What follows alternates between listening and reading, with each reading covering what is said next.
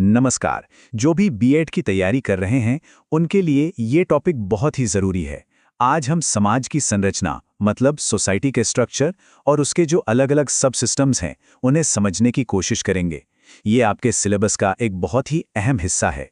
ठीक है, तो चलिए शुरू करते हैं। देखिए, किसी भी समाज को अगर हमें समझना है तो सबसे पहले उसकी नींव को, उसकी बुनियाद को समझना होगा। और इसी बुनियाद को हम कहते हैं सोशल स्ट्रक्चर। आप इसे ऐसे समझिए जैसे किसी भी इमारत को बनाने से पहले उसका एक नक्शा, एक ब्लूप्रिंट तैयार किया जाता है। तो सवाल उठता है कि ये सोशल स्ट्रक्चर है क्या? जैसा कि मैंने अभी बताया, ये एक ब्लूप्रिंट जैसा है।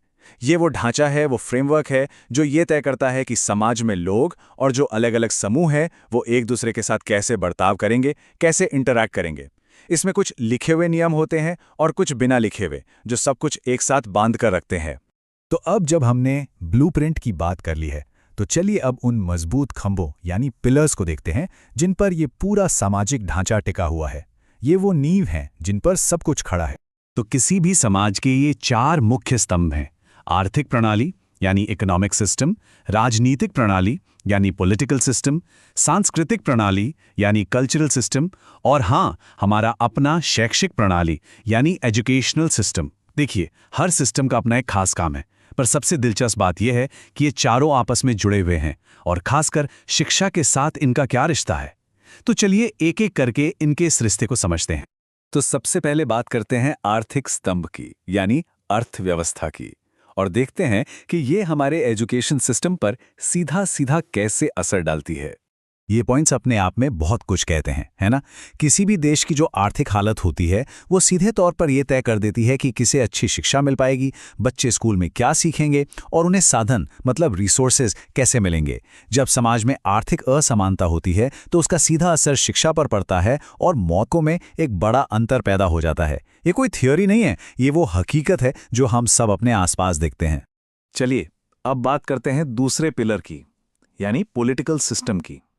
देखते हैं कि राजनीति और जो नीतियां बनती हैं वो शिक्षा की दिशा को कैसे तय करती हैं। देखिए, एक बात तो साफ है, शिक्षा और राजनीति कभी अलग नहीं हो सकते।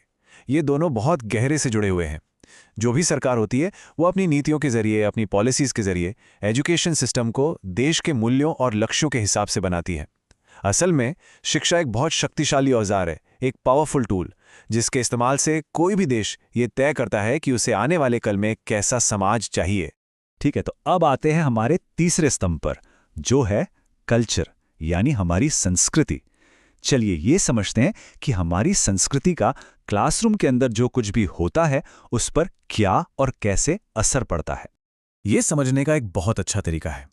आप संस्कृति को किसी समाज का सॉफ्टवेयर मान सकते हैं, है ना? ये वो सॉफ्टवेयर है जिसमें हमारे साझा मूल्य, हमारी मान्यताएं, हमारे रीति रिवाज सब कुछ शामिल हैं। अब सवाल ये है कि ये सॉफ्टवेयर अगली पीढ़ी में, नेक्स्ट जनरेशन में इंस्टॉल कैसे होता है। तो इसका सबसे बड़ा जरिया है शिक्षा। स्कूल ही वो जगह है जहां बच्चे सिर्फ किताबी ज्ञान नहीं लेते, बल्कि अपने समाज और अपनी संस्कृति का हिस्सा बनना भी सीखते हैं। तो ठीक है, हमने ये सारी थ्योरी तो समझ ली, अर्थव्यवस्था, राजनीति, संस्कृति, ये सब ठीक है। लेकिन एक शिक्षक के नजरिए से, एक टीचर के लिए इन सब बातों को समझना इतना जरूरी क्यों है? ये सवाल हर बीएड स्टूडेंट के मन में आता होगा, है ना? और इसका जवाब बहुत सीधा है। वो इसलिए क्योंकि पढ़ाना कोई हवा में होने वाला काम नहीं है। एक क्लासरूम समाज का ही एक छोटा रूप है। ये जो सारी बातें हमने की, ये सिर्फ थ्योरी नहीं है, इनका असली इस्तेमाल तो क्लासरूम के अंदर ही होता है।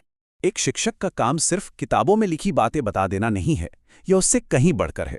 इसका मतलब है अपने स्टूडेंट्स को समझना, यह जानना कि वो किस आर्थिक, सांस्कृतिक और सामाजिक पृष्ठभूमि से आते हैं। इसका मतलब है क्लास में एक ऐसा माहौल बनाना जहां हर बच्चे को आगे बढ़ने का बराबर मौका मिले, चाहे वो कहीं से भी आता हो। और सबसे बड़ी बात, जो कुछ भी हम पढ़ा रहे हैं उसे बच्चों की असली जिंदगी से जोड़ना, ताकि वो उसे महसूस कर सकें। यही एक इफेक्टिव टीचर, एक सच्चे लर्निंग फैसिलिटेटर की पहचान है। तो हम ये कह सकते हैं कि शिक्षा के दोहरे मकसद होते हैं। एक तरफ ये समाज में स्थिरता, एक सोशल ऑर्डर बनाए रखने में मदद करती है, तो वहीं दूसरी तरफ यही शिक्षा समाज में सकारात्मक बदलाव यानी पॉजिटिव सोशल चेंज लाने का सबसे शक्तिशाली हथियार भी है। तो चलिए इस पूरे डिस्कशन को कुछ की पॉइंट्स में समेट लेते हैं। पहली बात, समाज की एक तय संरचना होती है और उसके सारे हिस्से एक दूसरे से जुड़े होते हैं। दूसरी बात, अर्थव्यवस्था, राजनीति और संस्कृति, ये तीनों ही शिक्षा के मकसद और उसके तरीकों पर बहुत गहरा असर डालते हैं। तीसरी और अहम बात, शिक्षा या तो सामाजिक भेदभाव को बढ़ा सकती है या फिर उसे कम करने में मदद कर सकती है। और आखिर में, एक शिक्षक के तौर पर इन सभी सिस्टम्स की समझ होना बहुत जरूरी है, ताकि क्लास में एक असरदार और बराबरी का माहौल बनाया जा सके। इस कनेक्शन को समझना ही एक प्रभावशाली शिक्षक बनने की तरफ पहला कदम है। Don't forget to like and subscribe.